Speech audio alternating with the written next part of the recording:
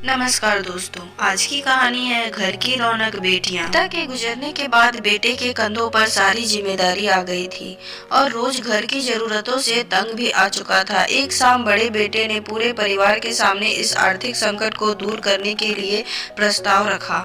क्यों ना हम उस प्लॉट को बेच दें जिसे बाबूजी ने लक्ष्मी को शादी में देने के लिए खरीदा था। बेटी को दी हुई चीज वापस नहीं मांगते, पाप लगता है। लक्ष्मी का जन्म होते ही घर खुशियों से भर गया था। तभी तुम्हारे बाप ने ये तय कर लिया था कि ये प्लॉट लक्ष्मी का है, जो उसे उसकी शादी में दे दिया जाएगा।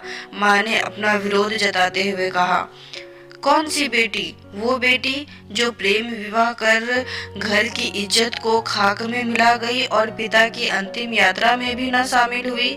बड़े बेटे ने टोंट मारते हुए कहा, मेरा मुंह मत खुलवा यहाँ। कौन नहीं जानता कि उस दिन लक्ष्मी को गली के नाके से ही लौटा दिया गया था और उससे अपने पिता से आखिरी बार मिलने का हक भी छीन लिया गया था। माँ ने बेटी का पक्ष लेते हुए कहा। माँ के ऐसा कहने पर दोनों बेटे चुप हो गए। न बड़ा बेटा कुछ बोल पाया, न छोटे बेटे के मुंह से कोई शब्द फूटा। थोड़ी देर की शांति के बाद छोटा भाई बोला, प्लॉट बेच तो देंगे, पर क्या लक्ष्मी कागजात पर दस्तखत करेगी? मुझे नहीं लगता वो हमारा भला सोच भी सकती है। काफी वाद विवाद और सोच विचार के बाद सब इस बात पर सहमत हुए और लक्ष्मी की दोस्त को बोलकर लक्ष्मी को घर आने का न्योता दे दिया गया। अगले दिन सुबह से गली के नाके पर खेल रहे बड़े भाई के लड़के की बुआ आ गई की आवाज सुन घर वाले चौकन्ने हो गए। दोनों भाई मन में द्वेष और नफरत के साथ उसको कैसे घर में आने के लिए कहे, इसी दुविधा में थे। वो कहते हैं ना, जरूरत के वक्त गधे को भी बाप बनाना पड़ता है। उसी कहावत के हिसाब से दोनों भाई बहन से बात करने के लिए तैयार हुए। दरवाजे पर जब बेटी और दामाद ने पूरे 5 साल बाद कदम रखा तो माँ की आंखें भर आई और दोनों को बड़े प्यार से घर के अंदर लेकर आई। बेटी और दामाद भी माँ का इतना स्नेह देख भावुक हो गए। शाम को साथ में बैठे बेटी दोनों बेटों और दामाद के आगे हिचकिचाते हुए माँ ने ही प्लॉट का मुद्दा उठाया। लक्ष्मी को थोड़ा अंदेशा था कि कोई बड़ी बात होगी।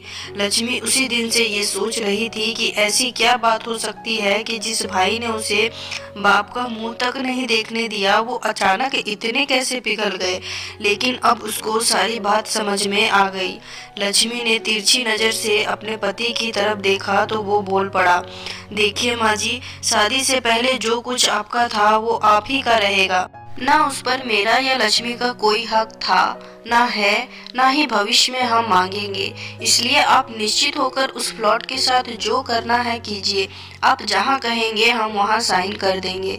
सुबह से अपने जीजा से नजर चुरा रहे दोनों भाइयों ने अब अपने जीजा को अच्छे से देखा।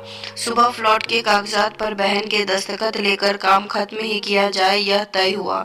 सब इस मीटिंग को खत्म कर उठ ही रहे थे कि टीवी पर अनाउंसमेंट हुआ कि आने वाले 21 दिनों तक देश में लॉकडाउन लगाया जा रहा है।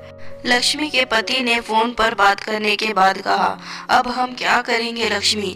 कल की बस भी रद्द हो गई है और 21 दिनों तक कोई बस नहीं है। हम तो फंस गए। इस खबर से दोनों भाई बहुत निराश हो गए, क्योंकि एक तो उनकी आमदनी कम थी और 2 लोगों का और खाने पीने का बोझ बढ़ गया था। लेकिन माँ अंदर ही अंदर खुश थी, क्योंकि इतने वर्षों बाद घर वापस लौटी बेटी इसी बहाने कुछ दिन आराम से उसके साथ रह पाएगी। दोनों भाई सब्जी और फल बेचा करते थे। कुछ दिनों में ही लॉकडाउन के चलते और कोरोना वायरस के चलते लोगों ने उनसे सब्जियां और फल खरीदने बंद कर दिए।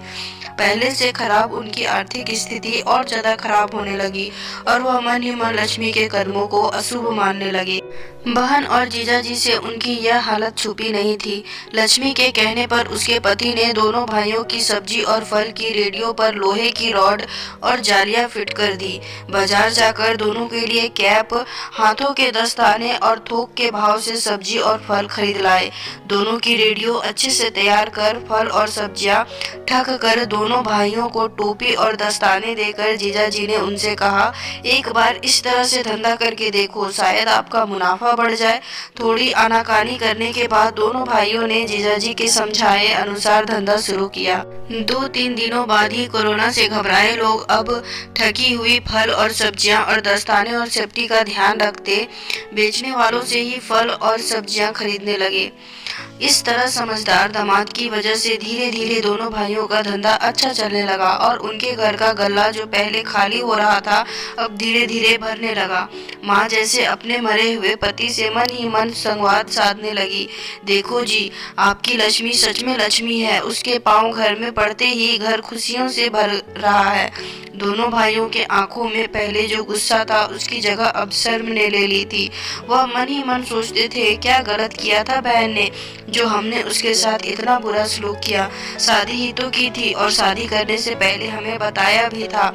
हम ही थे जो उसे स्वीकार नहीं कर पाए। दोनों भाइयों के मन में द्वेष और नफरत धीरे धीरे खत्म हो गए।